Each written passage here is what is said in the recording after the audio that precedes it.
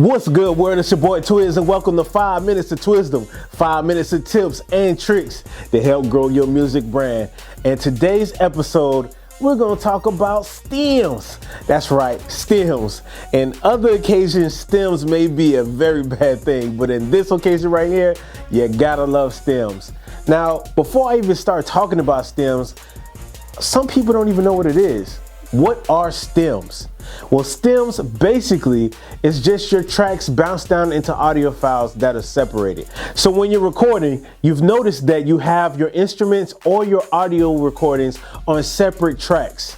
This is the basis core of your stems. When you bounce out your stems, you're basically bouncing out each separate tracks to either MP3, .aif, or .wav file. The purpose of having stems is so when you're ready to mix a track or send it off to get it mixed, that the engineer or yourself can mix down and control each individual track.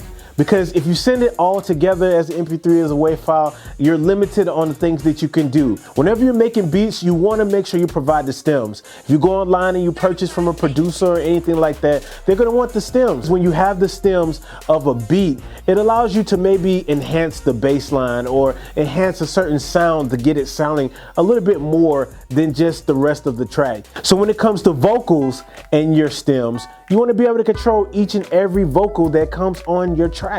So your lead vocal, you want to be able to have a certain way, and also allows you when you're mixing to pan just your ad libs and pan different vocals to go on that track. It makes the track sound fuller, and everything is not going straight to the middle in your stereo mix. A really important thing about your stems is a lot of y'all need clean versions to songs, man. If it's already bounced down, you can't edit the song, because what's going to happen is it edits the beat too. It's all together. It's already in one. So if you want a clean version or radio version for your song, you want to have those stems so that way the engineer can go in, add the little effects that it need to make sure, or bleep out whatever words they need to bleep out for your songs. That's why stems are really important, guys. Depending on the DAW workstation that you use, you may have to bounce down each track individually, which may be a pain in the butt. But there are some DAW workstations like Logic where you can bounce down each track individually and it does it all in its bounce down process. If you're not sure, make sure you check out your DAW bounce down settings to make sure you're able to bounce down each track individually without having to solo or mute other tracks so you can bounce them down. This next tip is really critical.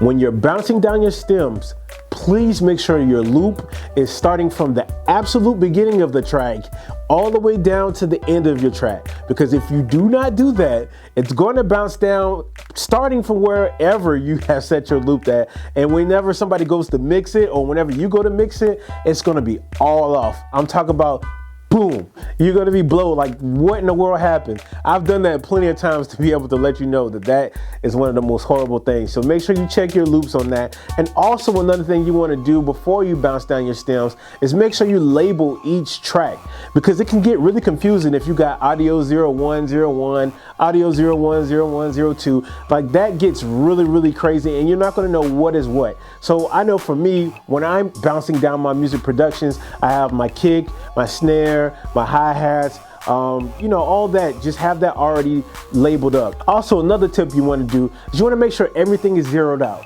Like your pan doesn't need to be one way, make sure it's zero. Make sure your volume is at 0. You want everything to be clean, no vocals, no effects. You want everything to be natural, because whenever somebody else mixes it, or if you need to send it off, or whatever the case may be, you want everything to be as pure as possible. So when you're putting together your stems, you want to make sure you have the BPM of the track already in mind, so that when you send it off to get mixed, or just when you're mixing in general, you want to be able to know what the BPM is, so that way your stems can line up. Because if I import these stems into a session and it's not the correct BPM, it's going to sound all out of whack. Oh, and one thing that I forgot to mention, when you bounce them down, you want to bounce it down the highest quality. That's a .wav or .aif. If you don't have stems on your projects, please start getting stems to your project. Every time you have a session, leave with the stems. It's even more important because, like, say for instance, you go record and you're going to a big studio and you just really want the audio. Just because I'm paying the money to get that high quality, you don't need the session. Just get the stems. Once you get the stems, you can insert that into any DAW workstation and get it mixed professionally. Yo, if you haven't already, please subscribe. Comment down below. Let me know what you think about stems. If you got any questions about stems, I'm here. Let me know. Those of you who already subscribed, thank you so much. I appreciate you. Make sure you go like my page, share it to somebody who may need it. I'm here for that, man, because again, without you, there's no me, and we hold it down like that, bruh. And that's another episode of 5 Minutes of Twisdom. It's your boy Twiz. I'm out. Certified.